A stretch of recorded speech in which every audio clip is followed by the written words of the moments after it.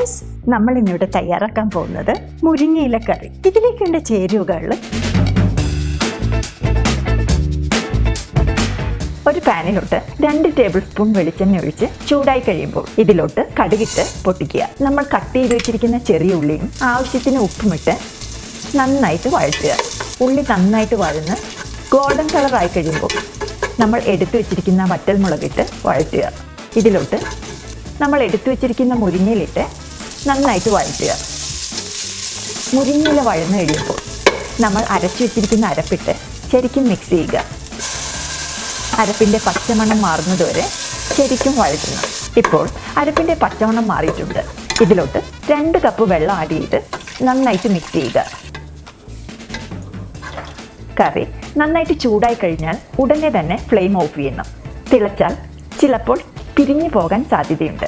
നമുക്കിനി flame off ചെയ്യാം. നമ്മുടെ വളരെ സ്വാദിഷ്ടമായ തനി നാടൻ മുരിങ്ങയിലക്കറി റെഡിയായിട്ടുണ്ട്.